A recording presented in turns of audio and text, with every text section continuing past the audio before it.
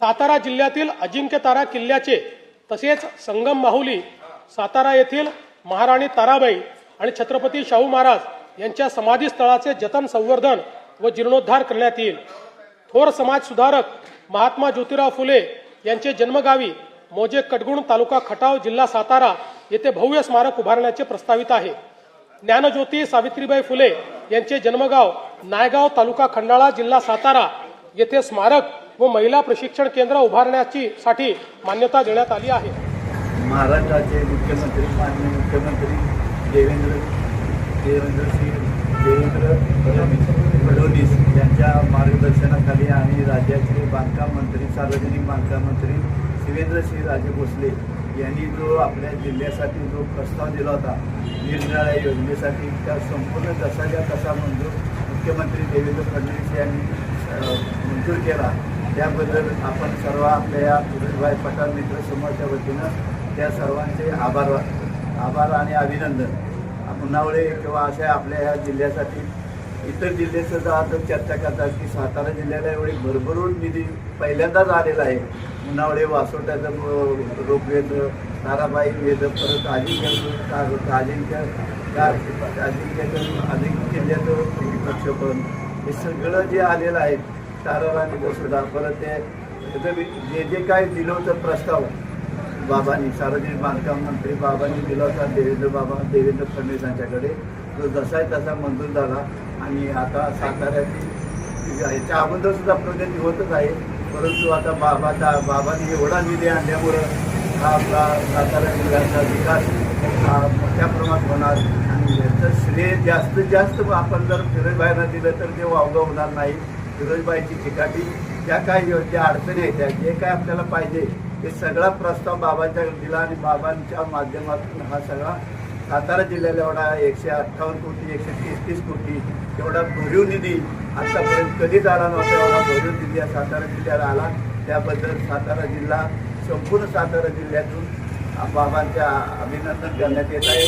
त्याचबरोबर ह्याच्यात सरकारी दवाखाना सुद्धा एक मुख्यमंत्री आयुर्वेदिक दवाखाना मुख्यमंत्र्यांच्या इथं सुद्धा तोही उपमुख्यमंत्र्यांच्या इथं तोही मंजूर झालेला आहे। ही अशा पद्धतीनं सगळी जो निधी आहे तो जसा तसा मंजूर झालेला आहे। परंतु आता आपलं सर्व एकच काम विनंती आहे की हे जर जो निधी आलेला आहे तो लवकर यावा आणि सगळी कामं वेळेत पूर्ण व्हावी, एवढीच आपली सगळ्यांची अपेक्षा आहे। आमच्या सगळ्या सातारा जिल्ह्यातील नागरिकांनी एवढं बोलून माझं हे करतो। पुन्हा एकदा मुख्यमंत्री आणि सार्वजनिक मंत्री बाबांचा आणि फिरोजबाईंचं मी अभिनंदन करतो आणि त्यांना सर्वांच्या वतीने शुभेच्छा देतो। जय हिंद, जय महाराष्ट्र। यंदाच्या महाराष्ट्र शासनाच्या बजेटमध्ये माननीय नामदार शिवेंद्रसिंहराजे भोसले यांनी मागणी केलेला सर्व 358 कोटीचा निधी माननीय मुख्यमंत्री श्री देवेंद्रजी फडणवीस यांनी मंजूर केलेला आहे। अगदी स्वातंत्र्य मिळाल्यापासून ते आतापर्यंत इतका निधी सातारा जिल्ह्याला कधीही मिळालेला नाही। तो निधी आणल्याबद्दल माननीय नामदार साहेब शिवेंद्रसिंहराजे भोसले यांचं मी अभिनंदन करतो। सर्व आपल्या फिरोजबाई पठाण आणि पूनमताई निकम मित्रमंडळातर्फे आणि त्यांचा आभारही मानतो। अशीच भरीव कामगिरी त्यांच्याकडून व्हावी आणि आपल्या परिसराचं सोनं करावं अशी माफक अपेक्षा मी व्यक्त करतो आणि थांबतो।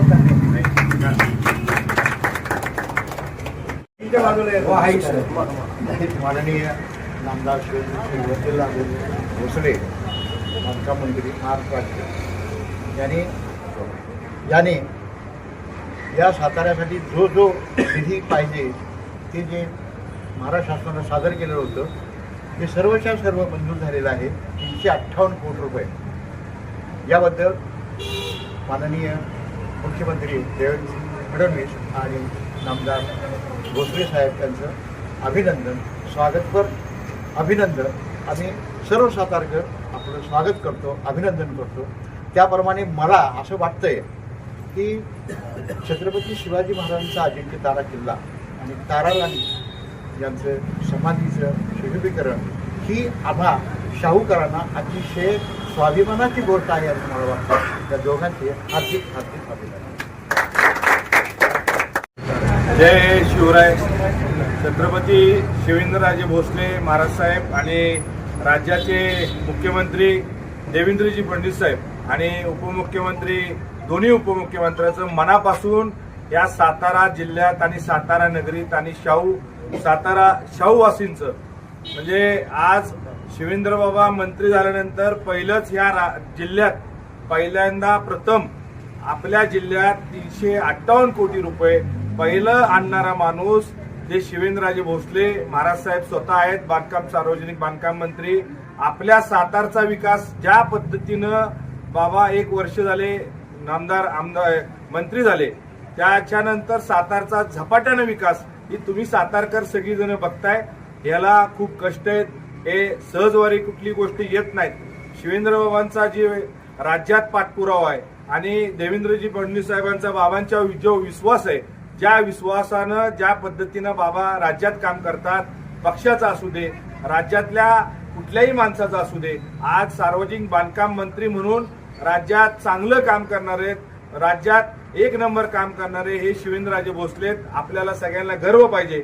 आपला नेता आपले महाराज पण छत्रपतींचे वंशज असून बी सर्वसामान्य माणसासारखं वागणारा आपला नेता शिवेंद्रराजे भोसले महाराज साहेबांचं माझ्या विलासपूर गोळीबारच्या सर्व नागरिकांच्या वतीनं आता तुम्ही सगळीजण बघताय सर्व ज्येष्ठ माणसं आहेत सगळ्यांचं मनापासून म्हणजे बाबांचं आभार का मानतात. एवढा निधी सातारला कधीच मुख्यमंत्री साताऱ्यात झाले काय बाकीच्या सगळ्या गोष्टी सातारला झाल्या पण सातारला भरीव निधी आज अजिंक्य तारा असू दे आपल्या छत्रपतींचं एक छत्रपतींची गादी त्यात अजिंक्य तारांचं सुशोभीकरण असू दे ताराराणीचंही असू दे मुनावळ्याचा प्रश्न असू दे पण बाबा तुम्हाला खरं मनापासून या सातारकरांच्या वतीनं आणि माझ्या विलासपूर गोळीबारच्या सर्व नागरिकांच्या वतीनं खरोखर मनापासून तुमचे आभार मानायला पाहिजेत की तुमच्यासारखा नेता आम्हाला आणि तुमच्यासारखे लीडर आमच्या साताराला भाग्य झालं. तुम्ही देवेंद्र फडणवीस साहेबांचं खरोखर मनापासून आभार मानायला पाहिजे. बाबांना भाजप पक्षानंतर गेल्यानंतर पहिल्यांदा आज मंत्री केलं. त्या मंत्री केल्यानंतर सातारा जिल्ह्यात सगळेजण सातारा जिल्ह्यात सगळी जिल्ह्यात भाजपवर प्रेम करणारी शिवेंद्रबाबांच्यावर प्रेम करणारी बघताय. म्हणजे जिल्ह्यात एवढा मोठा निधी पहिल्यांदा या सातारकरांसाठी आणि साताराच्या विकासासाठी नगराध्यक्ष असू दे नगराध्यक्ष बी स्वतःचा आज पार्टी म्हणून आणि सगळ्यांचा नगराध्यक्ष केला. सातारचा मी खात्री तुम्हाला सगळ्यांना ज्येष्ठांना सांगतो आणि विलासपूर गोळीबारच्या सगळ्या सातारकरांना सांगतो सातारचा झपाट्याने विकास करणारा माणूस फक्त शिवेंद्रबाबा आहेत आणि इथून पुढे तुम्ही 4 वर्षानंतर साताराचा विकास ज्या पद्धतीने बाबा करणार आहेत त्या पद्धतीनं बाबांना खरोखर तुम्हाला मनापासून या विलासपूर गोळीबारच्या सर्व नागरिकांच्या वतीनं म्हणजे हात जोडून आणि तुम्हाला माझ्या वतीनं माझ्या विलासपूरच्या वतीनं सल्यूट आहे. एवढा मोठा निधी तुम्ही आणला आणि सातारचा झपाट्याने विकास करताय. बाबा तुमचं मनापासून आभार मानायला पाहिजेत अभिनंदन करायला पाहिजे. तुमच्याबरोबर तुमच्या विश्वास ठेवणारे देवेंद्रजी फडणवीस साहेब तुमच्यावर ज्या पद्धतीनं प्रेम करतात ज्या पद्धतीनं तुम्ही राज्यात काम करताय असंच सातारकरांची अपेक्षा आहे. इथं सगळ्या ज्येष्ठांची अपेक्षा आहे. असंच महाराज तुम्ही काम करत राहा. तुमच्या आई तुळजाभवानीला एवढंच प्रयत्न करतो तुम्ही ज्या पद्धतीने काम करताय तुम्हाला आई तुळजाभवानीला आशीर्वाद द्यावा आणि सगळ्या गोष्टीत तुम्ही पुढे राहून काम करावं. सातारचा झपाट्याने विकास ज्या पद्धतीने करताय तुमचं मनापासून बाय हार्ट तुमचं स्वागत माझ्या विलासपूर गोळीबारच्या पूनमताईच्या वतीनं माझ्या वतीनं आणि विलासपूरच्या प्रत्येक छोट्याशा मोठ्या नागरिकापासून तुमचं मनापासून आभार मानतो. असंच महाराज तुम्ही काम करत राहा. आम्ही तुमचे सगळे कार्यकर्ते तुमच्याबरोबर कायम बरोबर आहे एवढंच मला सांगायचं.